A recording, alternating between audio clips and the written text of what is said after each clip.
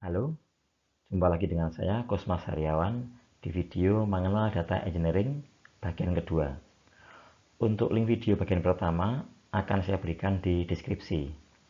Berbeda dengan video pertama, yang saya di sana berbicara banyak mengenai perbandingan antara data engineer dengan data analis dan data scientist ya. Di video ini nanti kita banyak fokus tentang data engineering itu sendiri. Oke, saya akan buka di video ini dengan gambar hierarki kebutuhan dari data science.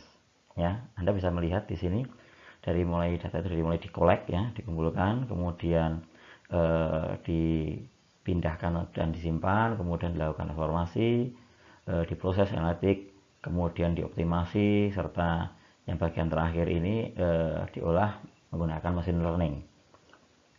Hierarki ini dari Monica Rogati ya, sangat menarik di sini bahwa kalau kita melihat zaman sekarang, apalagi yang sekarang itu, machine learning sudah menjadi suatu hal yang sangat seksi, sangat eksis ya. Data science, machine learning itu sangat seksi, sangat eksis.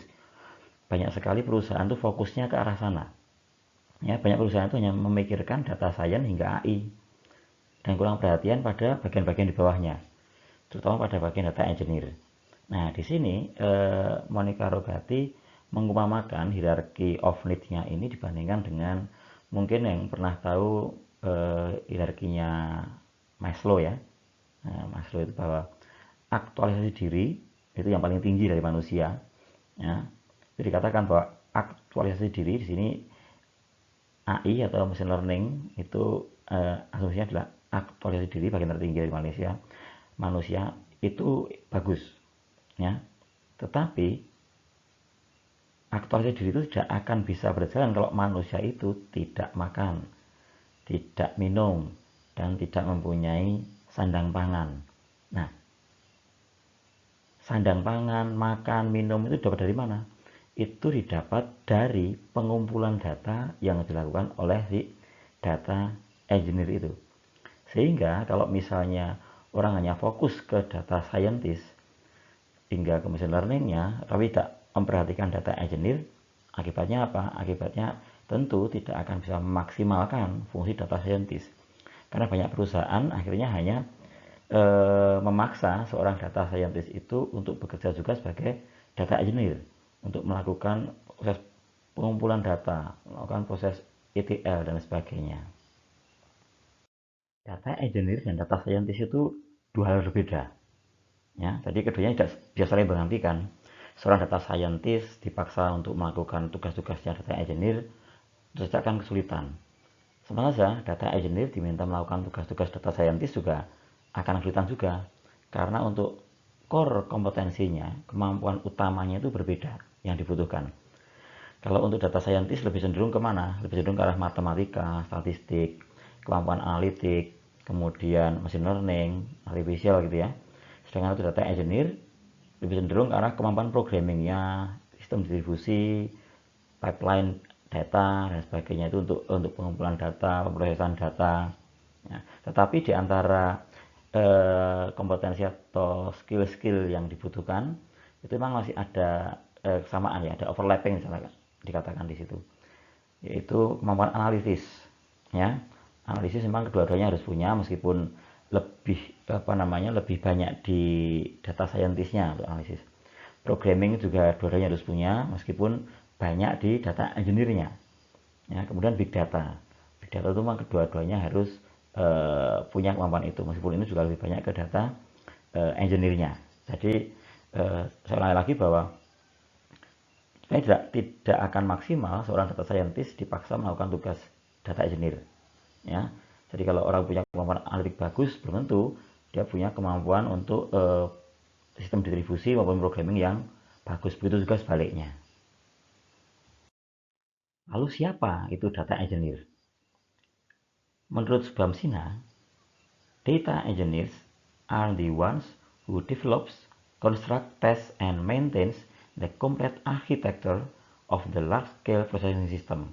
Atau kalau saya sederhanakan ya, data engineer adalah orang yang membuat arsitektur manajemen data baik berupa database, data warehouse, ataupun sistem pemrosesan data berskala besar.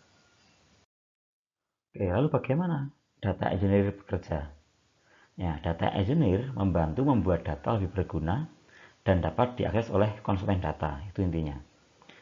Kemudian data engineer ini harus mencari, mengubah, dan menganalisis data dari setiap sistem. Misalnya data yang disimpan dalam database relasional dikelola sebagai tabel, ya seperti spreadsheet-nya Excel gitu. Setiap tabel bisa berisi banyak baris dan semua baris itu punya kolom-kolom yang sama. Kalau kita ambil sepotong informasi tertentu, seperti misalnya pesanan pelanggan gitu, dapat disimpan di lusinan tabel. Sebaliknya, data yang disimpan dalam database NoSQL seperti MongoDB dikelola sebagai dokumen yang lebih mirip dengan dokumennya Word ya. Setiap dokumen ini fleksibel dan mungkin berisi sekumpulan atribut yang berbeda. Jadi kolom-kolomnya beda kalau kita asumsikan field di Excel tadi itu ya sebagai kolom-kolom tabel gitu. Nah, di MongoDB ini bisa berbeda-beda setiap datanya itu. Nah, sehingga kalau setiap dokumen fleksibel dan mungkin isinya atributnya berbeda, saat membuat query database tentu saja berbeda. Kalau kita membuat query database untuk database relasional, maka data engineer menggunakan SQL. Sedangkan kalau kita pakai yang MongoDB tadi, bahasanya berbeda dari SQL. Data engineer bekerja dengan kedua jenis sistem ini, ya. Serta mungkin juga banyak sistem-sistem lain, tidak hanya MongoDB, mungkin ada Neo4j, ada Cassandra, ada Redis dan seterusnya. Atau bahkan ada yang bentuknya dokumen murni seperti bentuk file PDF atau halaman web. Ya, jadi sangat variatif sumber datanya ini. Nah, ini untuk memudahkan konsumen data menggunakan semua data secara bersamaan tanpa menguasai semua kerumitan dari masing-masing teknologi. Jadi tahunya si konsumen data itu datanya disiapkan dan jadi. Tidak peduli bahwa tadi diambil dari berbagai macam sistem yang berbeda. Nah, itu namanya diproses. ETL-nya dilakukan oleh si data engineer itu memproses segala sesuatu tadi dikumpulkan di satu tempat di data warehouse-nya itu misalnya itu sudah tinggal pakai. Nah, untuk alasan ini suatu pertanyaan sederhana ya. Pertanyaan yang sangat sederhana pun mungkin bisa memerlukan solusi yang kompleks ya. Karena bekerja dengan setiap sistem ini membutuhkan pemahaman tentang teknologi serta datanya. Jadi tidak sederhana yang dibayangkan dari permintaan saya hanya minta data X itu. Ternyata data X itu diambil dari berbagai macam sistem data berbeda, makanya jadi kompleks ya. Setelah data engineer itu mengambil dan memproses data untuk pekerjaan tertentu, tentu saja akan jauh lebih mudah digunakan oleh para konsumen data tadi. Lalu mengapa kok data engineering itu penting ya? Padahal dulu sepertinya baik-baik saja. Perusahaan itu tidak ada istilah data engineering. Ya. Kalau data scientist memang ada ya, data analis, data scientist dulu itu ada, sudah cukup lama. Tapi data engineering belum ada saat itu. Nah, karena saat itu datanya itu memang masih sedikit. Sumber datanya cuma database perusahaan itu saja untuk yang diolah ya. Misalnya hanya pakai MySQL. Nah, itu seorang data analis langsung ambil data dari MySQL-nya. Data mungkin tidak sebanyak sekarang juga. Lalu diolah untuk dianalisa. Tetapi saat ini dengan adanya big data, maka data bertumbuh semakin cepat. Ya, tidak hanya jumlahnya, tetapi teknologi yang digunakan untuk meng-create data lebih variasi. Ya, sehingga tipe-tipe datanya itu berbeda-beda. Seperti tadi yang sudah disinggung sebelumnya, ada yang pakai konsep database relasional, ada yang menggunakan file PDF, ada yang berupa review konsumen di halaman web dan seterusnya. Sangat variasi. Jadi ini menjadi penting untuk diperlukan suatu hal khusus dalam pengambilan data tersebut. Kemudian perusahaan itu menemukan banyak keuntungan dengan memahami data yang dimiliki. Ya, data dapat digunakan untuk melihat bisnis sekarang, prediksi ke depan, memodelkan pelanggan, inovasi produk dan lain-lain. Ya, di sini data engineering adalah kunci utama. Kenapa? Karena data yang digunakan untuk pemahaman tadi diperoleh dari banyak tempat, dari banyak lokasi, dari banyak bentuk, dari banyak sistem. Nah, ini sehingga dibutuhkan data engineering ini.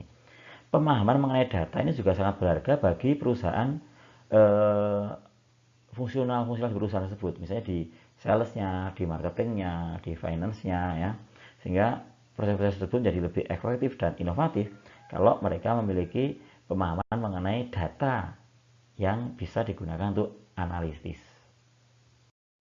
Jadi, fungsi data engineering itu yang utama adalah mengelola raw data, ya, mengelola data atau raw data, data mentah itu, sehingga memudahkan bagi orang maupun sistem lain untuk menggunakannya.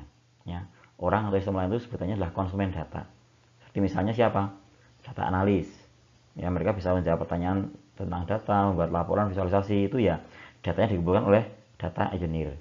Atau data scientist untuk menjawab pertanyaan yang lebih kompleks, bisa prediksi ke depan dan sebagainya. Itu datanya juga dikumpulkan oleh data engineer. Atau sistem arsitek, ya, sistem arsitek. Mereka membutuhkan data, misalnya akan membuat penawaran diskon bergantung pada riwayat pembelian. Nah, riwayat pembelian ini disediakan oleh siapa? Data engineering, data engineer. Ya, sedangkan sistem arsitek menggunakan hasil dari data engineer tadi ke dalam aplikasi untuk memberikan penawaran diskon. Ya, jadi fungsi utama dari data engineer adalah apa? Mengelola data mentah ini sehingga memudahkan bagi orang maupun sistem lain untuk menggunakannya. Kalau fungsinya seperti itu, lalu apa tanggung jawab data engineer? Yang pertama adalah membangun dan memelihara arsitektur untuk database serta pemrosesan berskala besar.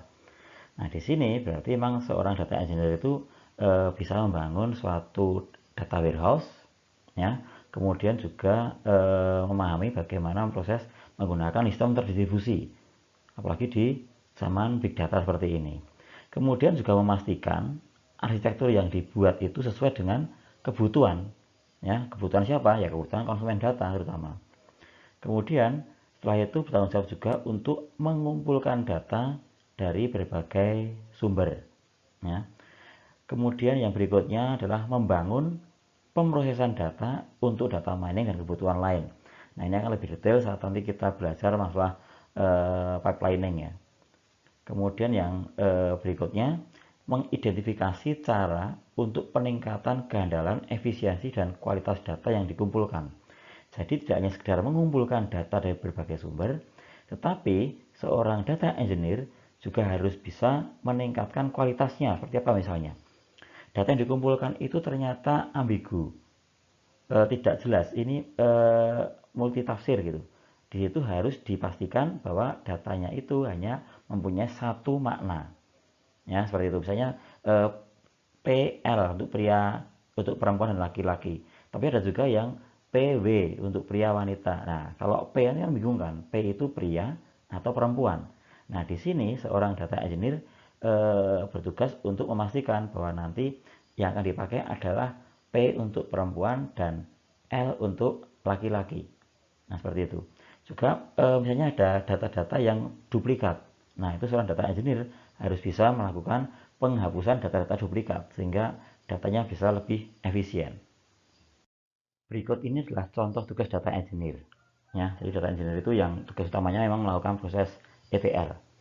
Nah, ini diantaranya saat proses ETL itu diantaranya apa? Ada akuisisi, ya, pengambilan data dari berbagai sumber. Kemudian ada cleansing, pembersihan data, itu mendeteksi dan perbaikan kalau ada error, ya. Kemudian mengkonversi, ya, conversion, mengkonversi data dari satu format ke format lain. Misalnya pengambilannya tadi dari MongoDB atau dari Excel atau dari halaman web, itu bisa disimpan dalam format yang dibutuhkan. Kemudian disambiguation, ya. Ini melakukan interpretasi data yang memiliki banyak arti. Seperti yang sudah saya sampaikan sebelumnya, misalnya ada PW atau PL tadi untuk jenis kelamin, maka saat proses ETL ini dipastikan yang dipakai hanya satu saja. Misalnya PL saja, pria, perempuan dan laki-laki. Sehingga nanti yang menggunakan konsep PW oleh data engineer itu otomatis akan dirubah menjadi konsepnya PL supaya tidak ambigu lagi. Kemudian juga melakukan deduplication. Seperti yang saya sampaikan tadi juga sebelumnya, untuk melakukan efisiensi yaitu menghapus data-data yang duplikat sehingga datanya menjadi lebih ramping, ya.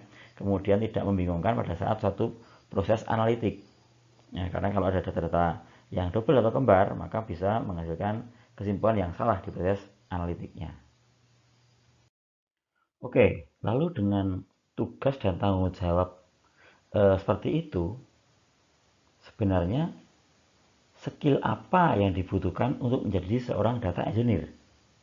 Nah, di sini yang pertama itu yang wajib seorang data engineer itu mampu adalah melakukan query ke database, baik database relasional maupun database non-relasional. Karena data terbanyak nanti yang dibutuhkan atau diakses itu biasanya adalah berupa database. Nah, selain database, data yang perlu diambil itu bisa juga berasal dari mana?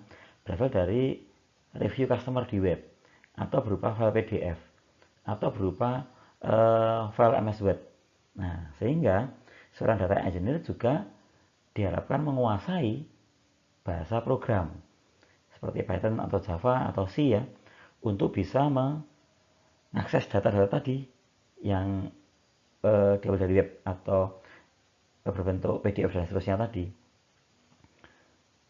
Kemudian selain itu, bahasa program ini juga nanti digunakan saat kita melakukan proses transformasi data, ya, atau melakukan proses load data. Jadi tidak hanya pada saat ekstrak pengambilan data saja, tapi juga saat transformasi dan melakukan load data itu juga dibutuhkan bahasa program ini. Kemudian yang berikutnya, seorang data engineer juga diharapkan memahami konsep data warehouse. Karena data warehouse ini akan digunakan sebagai storage untuk data scientist dan data analis. Dan ini berarti data warehouse ini akan menjadi target atau tujuan dari proses ETL yang dilakukan oleh seorang data engineer. Ya, proses extract, transform, load-nya itu ke data warehouse. Nah, sehingga konsep data warehouse ini penting untuk dipahami. Selanjutnya, di zaman big data seperti ini, maka mau nggak mau seorang data engineer harus memahami konsep big data dan mampu mengelola big data, termasuk bagaimana menggunakan sistem terdistribusi supaya nanti bisa lebih efektif dalam mengambil atau mengelola data yang besar itu. Kemudian kebutuhan yang kelima, ya, ini bukan hard skill ya, tetapi soft skill, yaitu kemampuan komunikasi antar bagian. Seperti diketahui, data engineer itu dia dalam tanda kutip melayani kebutuhan data dari konsumen data. Sehingga seorang data engineer harus mampu memahami apa yang dibutuhkan oleh konsumen data dan mampu mengkomunikasikan apa yang dimiliki atau apa data apa saja yang terdapat di lapangan yang mungkin nanti dibutuhkan oleh konsumen data. Sehingga kemampuan untuk mengkomunikasikan ini, mengkomunikasikan kebutuhan dan apa yang dimiliki ini menjadi sangat penting. Ya. Kemudian yang terakhir, yaitu seorang data engineer itu menguasai tools-tools yang digunakan dalam proses ETL. Ya, sekarang banyak sekali tools yang bisa dipakai di sana, ya, seperti Spark atau Kafka, ya, penggunaan Hadoop dan seterusnya. Nah, ini penting untuk dikuasai kalau Anda pengen menjadi seorang data engineer. Saya rasa itu ya untuk pemahaman mengenal data engineer bagian kedua ini. Terima kasih.